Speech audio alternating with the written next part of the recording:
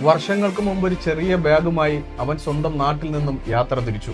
കുറച്ചു വർഷങ്ങൾ കഴിഞ്ഞ് തിരികെ വരാമെന്ന വിശ്വാസത്തോടെ. വിമാനം പറന്നുയർന്നപ്പോൾ അവൻ പിന്നോട്ട് നോക്കിയില്ല.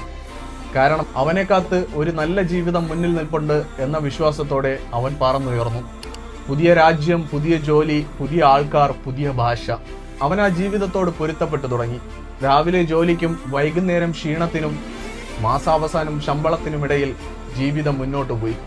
കടങ്ങൾ തീർത്തു, കുടുംബത്തിലേക്ക് പണം പോയി, വീട് പണിതു, കുടുംബത്തിന്റെ ജീവിതം തന്നെ മാറി.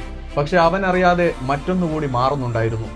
അവൻ വിട്ടിട്ട് പോയ നാട് മാറി, സമൂഹം മാറി, വീട്ടുകാർ മാറി, മാതാപിതാക്കൾക്ക് പ്രായമായി, മക്കൾ വളർന്നു തുടങ്ങി. സുഹൃത്തുക്കൾ ഓരോരുത്തരായി അവരവരുടെ ജീവിതത്തിലെ തിരക്കുകളിൽ ഏർപ്പെട്ടു. ഒരവധിക്ക് നാട്ടിലെത്തിയപ്പോൾ എല്ലാം പഴയതുപോലെ. പക്ഷെ മാറ്റമില്ലാത്ത ഒന്നുണ്ടായിരുന്നു. പഴയ അവൻ അങ്ങനെ തന്നെ നിൽപ്പുണ്ട്. അപ്പോഴാണ് ആ സത്യം തിരിച്ചറിയുന്നത്. പ്രവാസം എന്നത് ഒരു വിമാനയാത്രയല്ല. ഇനിയും ഒരു വർഷം കൂടി എന്ന് പറഞ്ഞു തുടങ്ങിയ യാത്ര എപ്പോഴാണ് സ്വന്തം ജീവിതമായി മാറിയത് എന്ന് പോലും അറിയാത്ത ഒരു കഥ. പക്ഷെ എന്തൊക്കെയോ മാറിയിരിക്കുന്നു. മാറിയത് നാടല്ല, അവനായിരുന്നു.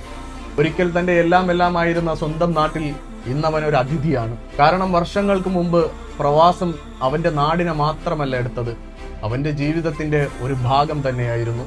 സ്വന്തം നാട്ടിൽ പോലും ഇന്നവൻ ഒരു അതിഥി മാത്രമാണ്.